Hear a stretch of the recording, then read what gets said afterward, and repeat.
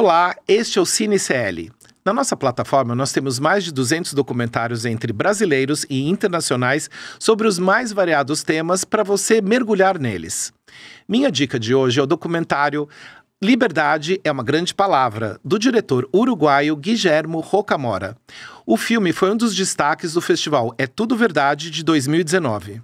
Muhammad é um homem palestino que passou 13 anos na prisão de Guantánamo. Depois de anos de tortura, fome e humilhação, ele tem a oportunidade de recomeçar sua vida com sua esposa no Uruguai. O diretor Guillermo Rocamora acompanha Muhammad nos 2 anos em que ele tem o apoio financeiro do governo, enquanto lida com a burocracia, procura emprego e tenta se readaptar à vida fora da prisão. O filme abre como uma manifestação política concreta de solidariedade, mostrando assim uma perspectiva otimista de um futuro melhor. Para conversar sobre o filme, nosso convidado de hoje é o diretor uruguaio Guillermo Rocamora. Olá, Guillermo, como estás? Tudo bem? Hola, ¿qué tal? ¿Cómo te va? Muchas gracias por la invitación. Gracias a usted por participar, aceptar nuestra invitación. Bueno, Guillermo, para empezar, yo gostaria de saber, yo sé que tenían otros ex-detenidos de Guantánamo que fueron, que mudaron para Uruguay. Yo gostaria de saber por qué elegiste contar la historia de Muhammad. Acá llegaron 6 presos de Guantánamo. Y en ese momento, el momento que nosotros decidimos que había una historia que investigar, digamos, venían 6 personas de orígenes muy distintos, que habían estado 14 o 13 años en Guantánamo. Nos empezamos a acercar a este grupo de expresos. Y la verdad que había mucho ruido alrededor de ellos, ¿viste? Mucha prensa, no estaba todavía firmado el acuerdo que ellos terminaron firmando con el gobierno uruguayo. Había una dificultad en poder conectar con ellos en ese momento. Seguimos investigando, conectándonos con las instituciones que estaban coordinándolos a ellos en ese momento. Y empezamos a conocerlos, a tener charlas con ellos, informales. Los visitábamos en la casa donde estaban. Y rápidamente nos dimos cuenta que para una película 6 historias iba a ser muy, muy difícil de poder llevar adelante, que era demasiado para una película. Todos eran muy distintos, además, eran de países muy, muy diferentes. Algunos eran más religiosos, otros no eran religiosos. Bueno, empezamos a separar, digamos, ¿no? Como qué era lo que nos interesaba más o menos. Y ahí logramos dar con una persona que es Mirza, que era una persona del gobierno que los coordinaba a ellos. Y le contamos nuestra intención, porque ellos venían de dar muchas entrevistas para la televisión alemana, para la televisión americana, era como que había mucho. Entonces, el concepto de la prensa es bien distinto al concepto de un documental como que quería hacer yo, que nosotros estuvimos trabajando 3 años con Mohamed en la película, o sea que era algo de largo aliento, no iba a ser una nota paga tampoco, ni mucho menos, era como, tenía que haber una vocación mayor de querer contar su historia. Entonces le transmitimos esto a Mirza, que era la persona que los coordinaba, y él nos dijo, bueno, déjame que yo hablo con ellos, le planteo y veo quién tiene el perfil para que ustedes puedan conversar en profundidad. Y bueno, nos dijo que Mohamed estaba interesado, que la esposa de Mohamed estaba interesada también. Ellos se habían casado hacía poco, ella era uruguaya. Y bueno, finalmente pudimos tener una reunión con Mohamed y con su esposa para contarle lo que nosotros queríamos hacer, que era eso, contar su historia en el Uruguay, no solo su historia anterior, y tener acceso y tener el compromiso de él de que él iba a estar disponible para la película lo que fuera necesario, ¿no? Terminaron siendo 3 años, pero podría haber sido más o menos. Así que de esa manera fue que llegamos a que la historia que íbamos a contar era la de Mohamed. Perfecto. Y Guillermo, los documentales normalmente toman su tiempo, ¿verdad? Bueno, vos dijiste que trabajaste 3 años en ese documental. ¿Lo que cambió de su idea original hasta el producto final en este periodo de decantación, digamos?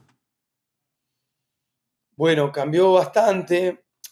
Primero porque uno cuando el documental tiene que ver con la vida privada, digamos, con lo que está sucediendo en ese momento, es muy difícil eh, darle un marco, ¿no? O- o marcar los límites, ¿no? De lo que va a necesitar y lo que no, ¿no? Todo como que resulta interesante, ¿no? Todo es atractivo, un hombre árabe que reza, que todo nos parecía deslumbrante.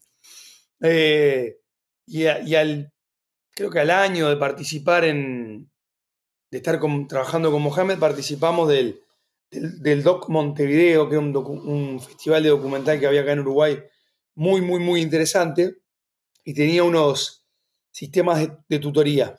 Entonces a nosotros nos tocó que nos hiciera una tutoría Marta Andreu, una documentalista catalana muy, muy interesante.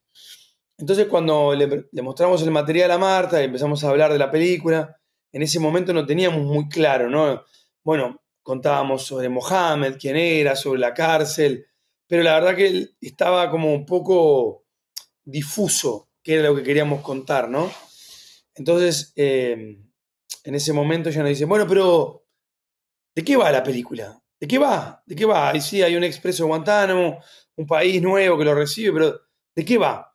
Entonces a mí me salió decirle de las segundas oportunidades. Va, de las segundas oportunidades.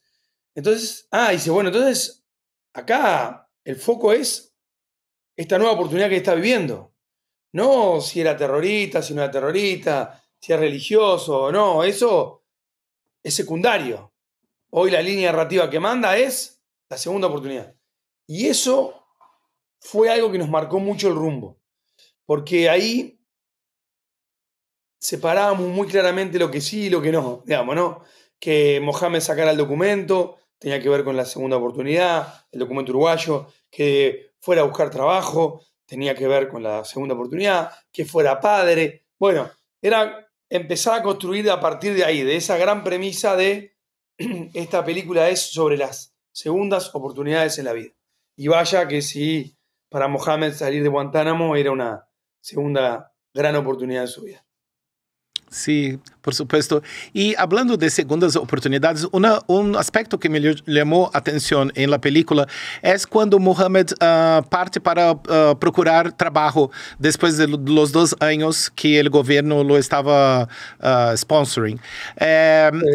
Você mostra que ele teve muita dificuldade para encontrar o trabalho. Esto, ¿crees que foi devido al prejuicio de la gente porque era palestino o si no era difícil para todas las personas? Mira, en Mohamed se concentraban varias dificultades. Una dificultad era idiomática que él tenía, que fue mejorando, pero realmente no hablaba español y no lo manejaba muy bien. La segunda dificultad era su formación. Mohamed entró con 20 y pocos años a Guantánamo y no tenía ninguna formación más que en religión. Y entonces en Uruguay no hay una comunidad árabe muy grande, no había muchas posibilidades para él de poder desarrollar su carrera como religioso. Y la última era el prejuicio de Guantánamo. Yo creo que muchas personas, y le pasó también a los otros, se les cerraron puertas por haber estado en Guantánamo. Porque habían otros compañeros de él que sí tenían formación en marketing, en negocios, y que sí hicieron varias entrevistas de trabajo, y cuando avanzaban, en un momento se detenía eso porque habían estado en Guantánamo y la empresa prefería no correr riesgos. Yo creo que ahí el gobierno no logró hacer buenas gestiones, buenos acuerdos con empresas para que les dieran oportunidades. Perfecto. Y en la película hay una breve discusión en un cierto momento sobre el programa del gobierno de Mujica que recibía a los detenidos y que tendría una relación con el comercio de cítricos con los Estados Unidos. ¿Cómo crees que el programa tuvo de facto una relación con eso?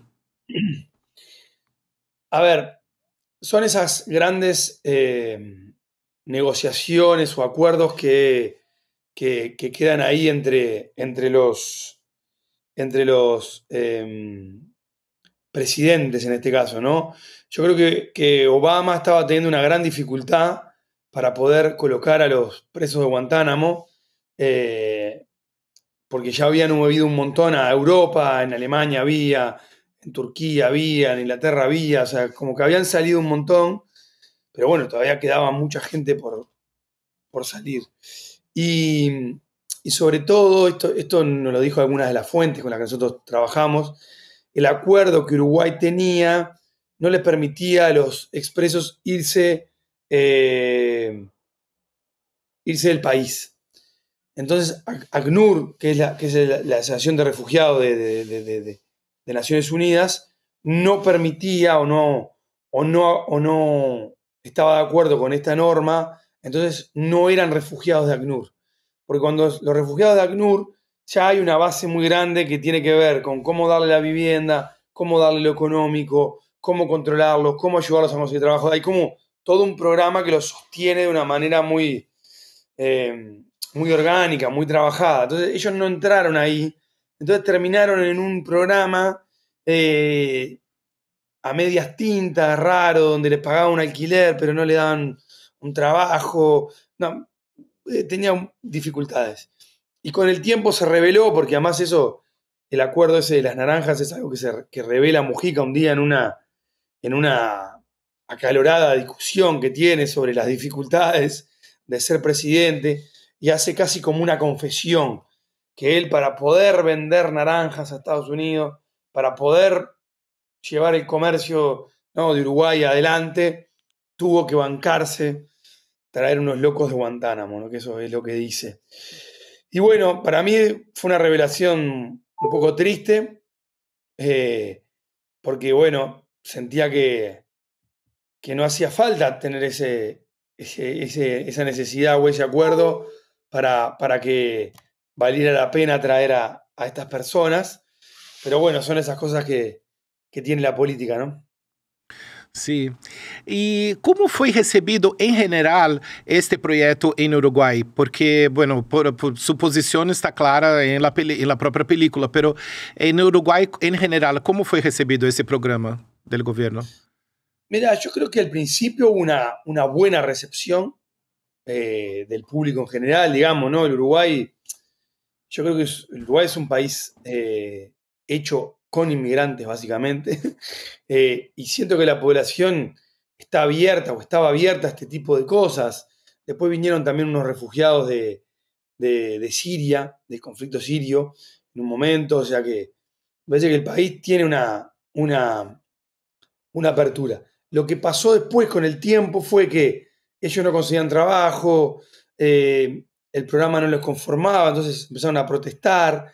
Entonces ahí como que la opinión pública empezó a sentir como, bueno, ¿qué quieren al final? No sé qué, ¿no? Como una cosa bueno, ¿para qué vienen si no quieren no trabajar o no sé qué? Que bueno, que no era tan así.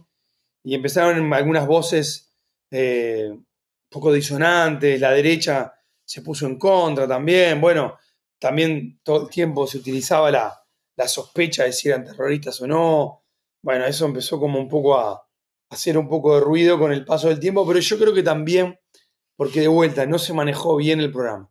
Si el programa hubiera estado bien manejado y ellos rápidamente hubieran obtenido un trabajo, tenido una casa y estado tranquilo, no hubiera pasado eso. Entiendo. Y Guillermo, me gustó mucho de una escena donde Muhammad habla de su pasado, de su experiencia, bueno, en Guantánamo, de las cosas horribles que lo pasaron ahí, pero usted filma mientras el paisaje visto de un tren. ¿Por qué existe esta opción? Bueno, nosotros teníamos, sentíamos que si bien la línea narrativa principal tenía que ver con las segundas oportunidades, teníamos que contar un poco de dónde venía Mohamed y qué había atravesado, digamos, ¿no? No podíamos evitarlo. Pero sí queríamos encontrar la manera o el lenguaje para ser muy respetuosos con eso, no despertar o fomentar el morbo de esas situaciones que Guantánamo ya tenía mucho morbo en los años que existió, digamos, ¿no? La prensa y las cosas que habían aparecido tenían como ese morbo.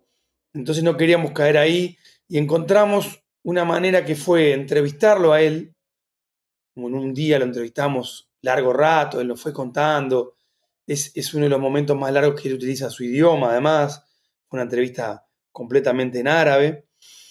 Y bueno, y logramos con eso armar el relato y para darle una cosa poética, bueno, él está como casi durmiéndose en ese transporte público en el que va y a partir de ese momento donde se duerme, empieza como este relato más profundo, donde él logra contar y atravesar lo que vivió ahí en Guantánamo, o por lo menos algunas de las cosas que vivió ahí, y cómo lo capturaron sobre todo.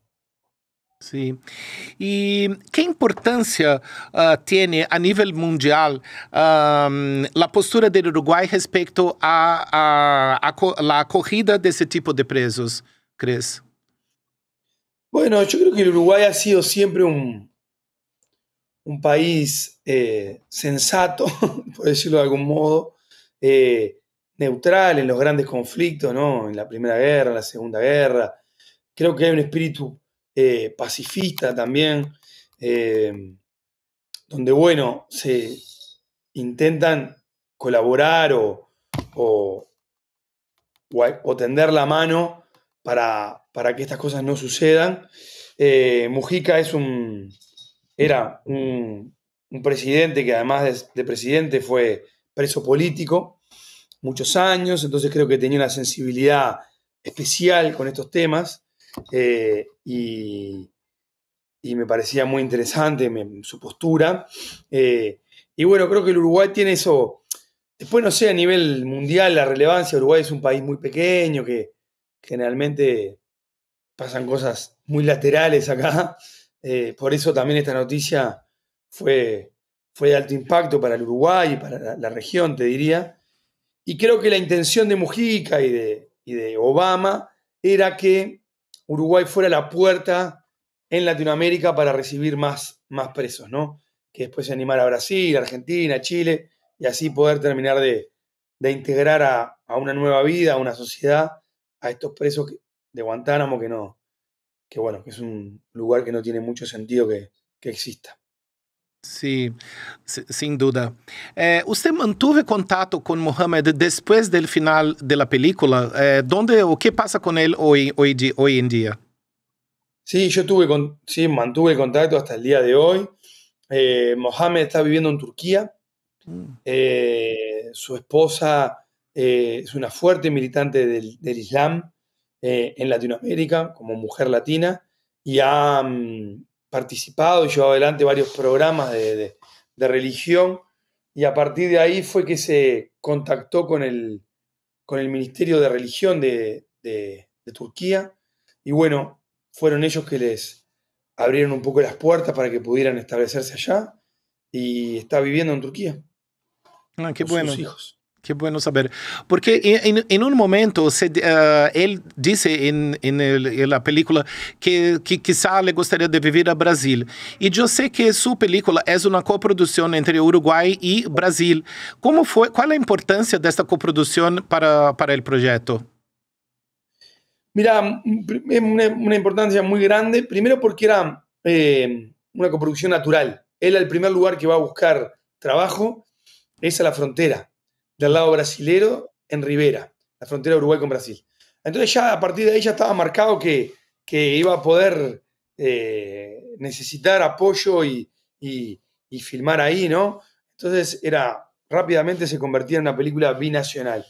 Y después fue muy importante porque tuvimos eh, producción de allá, la productora nos participó mucho, tuvimos toda la postproducción de imagen, la hicimos en Quanta, que es una postproductora muy importante de Brasil, hicimos también el sonido, la música, o sea que hay una gran participación de Brasil en la película. Que bueno, vos viniste para acá para trabajar en la película Sí, o hecho todo sí. remoto? No, no, no, yo viajé a San Pablo como 3 o 4 veces. Después se estrenó en el festival Etudo Verdade, se Sí. estrenó también en salas de comerciales en San Pablo y yo fui al estreno. No, no, fue muy activa la participación, muy interesante. Sim, que bueno, bueno, é tudo verdade, como vos sabés, claro, é o festival de documental mais importante do Brasil, não é que está Eh, bem de estrenar a película aí. E, Guillermo, o documentarista chileno Patricio Guzmán ha escrito em seu livro Filmar lo que no se vê que é impossível fazer um documental isento. Eu queria saber se você concorda com esta afirmação de Guzmán. E que pensas disso? sí, yo creo que sí, que cuando uno inicia un proyecto de este tipo también pone el cuerpo, deja mucho, ¿no? Las personas con las que se genera un vínculo muy fuerte, hay una conexión muy grande. Yo aprendí mucho de Mohammed, aprendí mucho de su paz, de su religión. Él era un gran militante de su religión y siempre estaba hablando de Dios y explicando, no, para nosotros además Uruguay es un país muy laico, ¿no? Prácticamente no hay conexión con las religiones y el Estado o en la escuela, es como, ¿no? Todo es muy lateral, digamos, la religión. Entonces, conocer a alguien que tuviera una vida tan dedicada a la religión y a una religión tan extraña también, porque acá, como te decía, no hay comunidad islámica prácticamente, hay cristianismo, obviamente que hay una comunidad judía, eh, pero no mucho más. Entonces era como muy interesante para mí, fue muy rico, aprendí mucho de cómo vivía él su vida. eh, y bueno, me parece que sí, que los documentales dejan huella en uno fuerte, porque uno entrega mucho también. Sí, y muy interesante vos hablar de la cuestión de la religiosidad. Para mí, personalmente, creo que el gobierno no debe de verdad tener ninguna conexión con la religión, así como es en Uruguay, o sea, debe ser un gobierno Claro, laico, ¿no? Como es en Brasil. Más o menos. Pero bueno, lo que quería claro. decir es, la religión islámica de verdad es muy, digamos, específica y tiene muchas cuestiones que son muy complejas para hablarnos acá. Pero, ¿qué descubriste sobre la religión islámica que vos no tenía idea? Y, o sea, ¿cambió su visión sobre la religión islámica al hacer la película? Sí, claro, por supuesto. Cambió muchísimo. Yo obviamente he sido bombardeado y educado con todo el cine americano y toda esa gran propaganda contra el Islam, ¿no? Y ese concepto de igualar Islam y terrorismo, ¿no? Que tienen los americanos ya hace mucho tiempo. Y la verdad que descubrí una religión, sí, que como decís vos, interviene mucho en la vida privada de las personas. Yo tengo formación cristiana de niño. Bueno, se reza cada tanto, se va a misa cada tanto, pero no es algo que esté marcando tanto la vida, ¿no? Y el Islam marca la hora de levantarse, marca qué hay que decir a la hora de levantarse, a la hora de desayunar, a la hora de salir de casa, de volver de casa. Todo tiene una frase, un rezo, una cosa marcada. Y a la vez es o por lo menos como lo vivía Mohamed, aísla mucho en un sentido, ¿no? Porque no miran películas, no escuchan música que no sean religiosas. Entonces, como el mundo está muy limitado en un sentido y a la vez yo sentía que Mohamed tenía una paz muy grande, que ellos creen que hay otras vidas, entonces que esta vida es una vida de paso también, y eso creo que le quitaba mucha ansiedad, ¿no? Esa ansiedad que tenemos en el mundo capitalista, ¿no? De el trabajo, la casa, el éxito, la familia, los perros, el auto a 0 kilómetros, ¿no? Sentía como que Mohamed no atravesaba esa histeria o esa ansiedad, ¿no? Que eso se lo daba la religión y la verdad que me pareció muy interesante. Sí, sin duda, cualquier forma de bajar la ansiedad Claro, cualquier uno está bien, ¿no? Y, sí. Guillermo, ¿cuáles son lo que está trabajando ahora? ¿Cuáles son sus nuevos proyectos que puede hablar para nosotros? Bueno, te contaba que estuve filmando en Buenos Aires una serie para Netflix, una serie de una comedia, porque yo también, además de hacer documental, hago ficción. Qué bueno.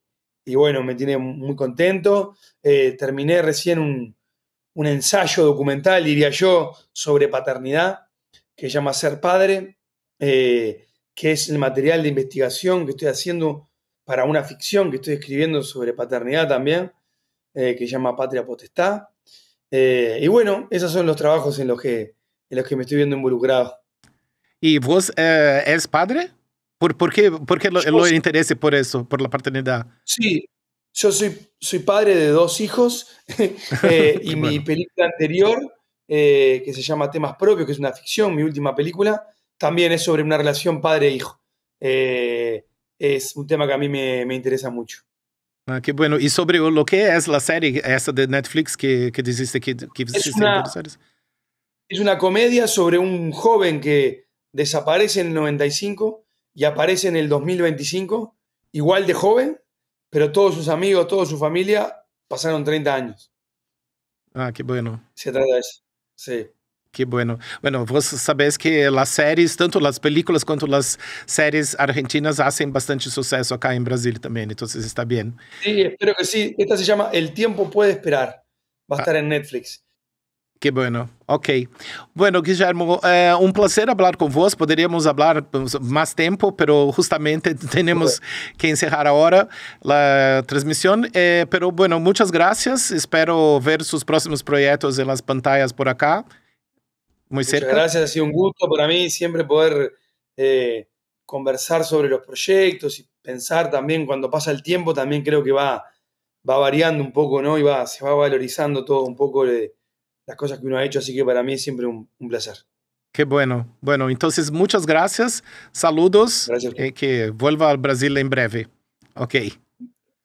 Gracias. Tchau. Chao, chao. Este foi o Cine CL, o nosso espaço para discutir e mergulhar fundo no universo dos filmes que estão disponíveis na plataforma do ICL. Até sexta que vem. Tchau, até mais.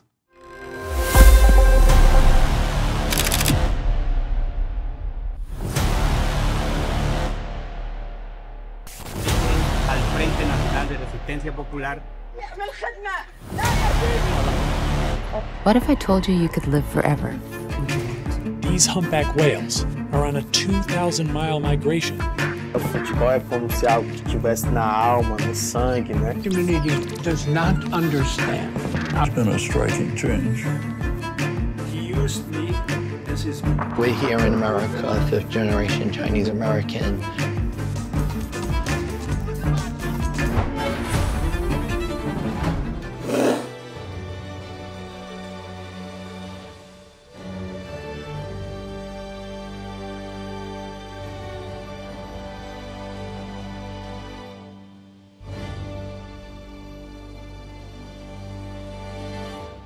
Quando a primeira turma da pós Repensando o Brasil, Sociedade, Política e História começou, a gente não imaginava, mas estava construindo um dos movimentos mais potentes de formação crítica do país. Foram mais de 5.000 alunos matriculados em 2025.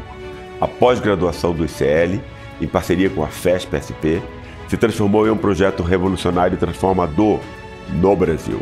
E o mais impressionante é que todos passaram a enxergar o Brasil de uma outra maneira, com método, com contexto, com profundidade. No dia 14 de dezembro, num domingo, às 8 horas, vamos abrir a nova turma de 2026 e as inscrições com condições exclusivas de lançamento. Essa é a sua chance de fazer parte dessa revolução no pensamento brasileiro, ao lado dos maiores intelectuais do nosso país.